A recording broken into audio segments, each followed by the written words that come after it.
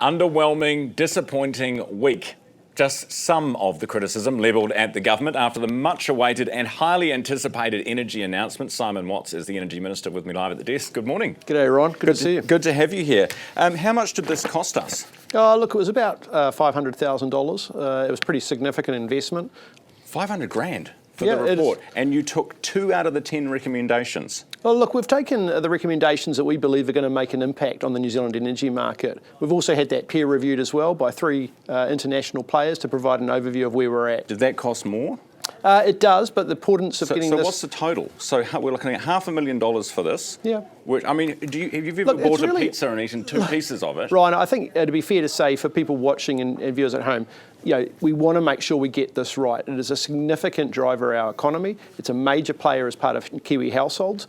We need to make sure that we've got a good, firm basis to make decisions. How long did this take to produce? So it was initiated before I came in as Minister, and it was produced in the region of around 6 months. Okay, and then but you've had it since what, May? That's right. It is a comprehensive document, as you can see how thick it is, but the recommendations... So it took you from May till now to read it? Yeah. No, it didn't take us that long to read it, but in order to make decisions and actions that have a fundamental impact on the New Zealand energy market, you have to take your time. It is complex and challenging, this area of the market. I understand it's complex, but isn't the essence of this time? We are running out of time before we have an energy crunch, which we've been warned about for years next year. We've got a shortage, and the longer it takes you to get $500,000 reports done and to read them and then argue about them, we don't fix the problem in time. What New Zealanders are wanting is stability and a pipeline of initiatives that are going to make a difference in terms of the problems that we face. And the problems that we face is high energy bills. And the reason why we've got high energy bills, Ryan, is because there is a premium built in there, because there is uncertainty of whether we can cover that electricity in a dry year. But we've known that since before you were the Minister. We've known that since the dawn of time, right? Well, so one of the things you've suggested is giving the power companies, the state-owned power companies, the ability to do the capital raise. You've written a letter, essentially. And did you need this report to tell you that? Well, the report identified a number of problems. But actually, one specifically? Fundamentally, it said that there is a perception in the market that those players believe that they aren't going to get investment from the government. So did you need Minister, did you need a $500,000 report to tell you that? Why didn't you pick up the phone and ask them yourself? I think you're simplifying this at a level that is not the reality. But hang on, did you ring them and say, hey, why aren't you guys generating more, investing more in generation? Well, we're absolutely having those conversations. But what do you mean you're talking about Did you ring them and ask them or not? So the Minister of Finance has the relationship between the Gut Crown and the gentailers. Well, that's a question for the Minister of Finance. But in the context of hang on a minute. Come on, Minister. This is ridiculous. No, it's not. The key proposal you've put forward is around these state-owned, well, mixed membership model energy companies being able to do the capital raise. They were worried that they couldn't. Are you saying that the government had no idea that that was their perception? The government are engaging with those things. I can't get into the detail of the conversations because that aspect is market sensitive. But what I can say is that is one aspect. You look at the changes that are made in regards to regulations in there, Ryan, the strengthening of the EA, giving them more teeth. LNG terminal, that is a significant thing. We've never looked at that as a country before. No, but we're not doing it, are we? We are doing a request for information because to build an LNG... A request for information, you're not Ryan, building an LNG terminal is not like building a house, right? You don't just sort of go to GJ Gardner and go, I need an LNG terminal. Which brings it is a complex project. I get it, which brings me back to my point. Why are we only starting now? Well, this government's been in power since 2023. We are nearly in 2026. You've done a $500,000 report that took 6 months, telling you things you should have already known. The report signals that overall, looking at the New Zealand energy market, in the main it is doing what it needs to do. But there are a number of problems that are not being dealt with by the market. How much is this going to save us? For your average Kiwi who's watching this program this morning, let's talk about that dry risk premium that's built into New Zealand power bills. It's probably in the region of around, an estimate, $200 to $300 a year on an average power bill. That is the premium you pay because the uncertainty exists in the market around whether we can carry on enjoying. That is material numbers, Great. Ryan. So we will save $200 to $300 a year on your estimates as a from your result changes. of making the changes in regards to putting the LNG invitation, so that deals with the fuel scarcity, putting in place the regulation around making sure that the gentailers and other players are doing what they need to do. Those are all. That's why there's 10 actions. So You've got to look at it as a bundle. We'll save $200 to $300 a year. I'm saying that is the risk premium that's built into the price. Absolutely, we want to make now sure. We're getting into T's and C's. How much are we going to save? Tell us. Well, we don't know definitively. Oh, for God's sakes.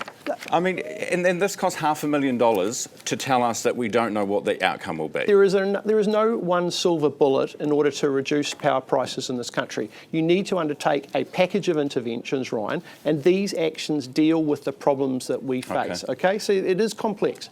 What about contact energy? How do you explain, because there's this, the gentailers aren't investing enough in generation. How do you explain that Contact, who's not owned by us, controlled by the government, that they were investing more and faster than the ones that are?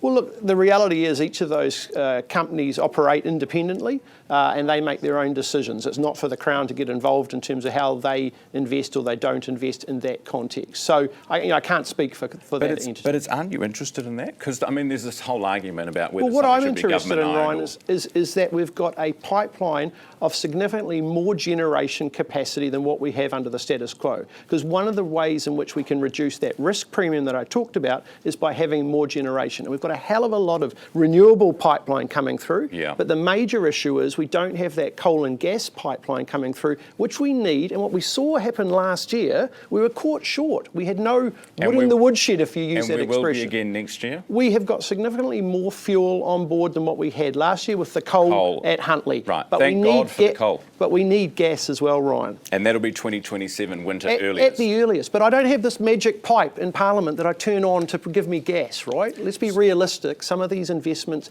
will take time, but we are taking the action. How much is the government setting aside for the capital raise situation? The Minister of Finance has responsibility for that, and I can't answer that at this point. You haven't been told? It depends on what the requirements are from the market in regards to that investment. So at this point in time, we can't comment in regards to what those discussions are at. So this is all of this. Your big answer here, well, there's LNG. We're just simply saying that if we get asked for capital, then we're up for that conversation. And you're hoping that happens. And what happens if they get the capital and don't spend it on what they said they would? Oh, look, the reality is it's not how it works. These are professional and large-scale organisations. What we're signalling to the market is if those players come to the Crown and say, we want to invest in more generation capacity and we need more capital as part of the ownership model that we have with the Crown, and the Crown's saying we're up for it. Under the last government, Ryan, and that would have been cap? Would it be an unlimited? Well, it depends on the conversations and the scale. These aren't cheap assets. What if they said $3 billion? It'll depend on the nature of the investment, and at the end of the day, that's not my decision, that's the Minister of Finance. But what has changed is under the last government, I can tell you what, if you went to the last government and said, hey, by the way, can you put some capital in to increase or renew Huntly, the answer would have been flatly no. And if we don't do that, Ryan, we're not going to be able to keep the lights on, and importantly, we also are going to not be able to reduce the power bills for New Zealanders. Have you been told as Minister when the Maui gas field is going to run out? It's not something that I have information on, but what we do know is that it is... Minister Jones has responsibility in regards to resources. There is estimates in regards to where their position is, but we don't have a definitive date. So is Shane not telling you that? Or we don't have a definitive date in terms of that. But I think what the about markets... Methanex? What have you heard about Methanex? How long they'll be here? Well, in regards to where their position in the New Zealand market, that depends on their ability to obtain gas supplies. Are those Again, two for things them, linked? that's a comment for them to make. It's not for Crown to... Totally understand, but do you think those two things are linked? In regards to Maui and Methanex? The majority of gas that Methanex gets comes from Maui. So are you worried about the survival of I think everyone in the market knows that the challenges for Methanex is ensuring that it has a secure supply of gas. And from our point of view, our major concern is making sure that the power generators have a secure and certainty of supply of that gas so they can turn it on if we need it in a dry year. At the moment, that certainty, and that's not even regulated in the market, we're bringing in a model where that will be regulated. They will have to be covered for those dry years. That in itself is a significant change to the status quo. One more question for you about the gentailers. What do you make of the fact that their share prices went up after your announcement? Well, look, I don't comment on market expectation, but what is what about a lot of... Well, the market had a degree of uncertainty in regards to what the government would be coming out with yesterday. And what shareholders were happy, which doesn't generally mean great things for consumer prices, does it? I mean, if the shareholders are happy, it means shareholders are, don't forget, shareholders are New Zealanders of these companies. KiwiSaver funds are the shareholders in these companies. There is a large amount of New Zealanders that do have ownership of those entities. At the end of the day, the market has responded, and particularly the equity markets have responded positively, saying this will have a significant impact in regards to the broader market. It's positive for the New Zealand economy. And if we can get lower power prices, Ryan, that is a significant increase in growth for our economy. I agree with that.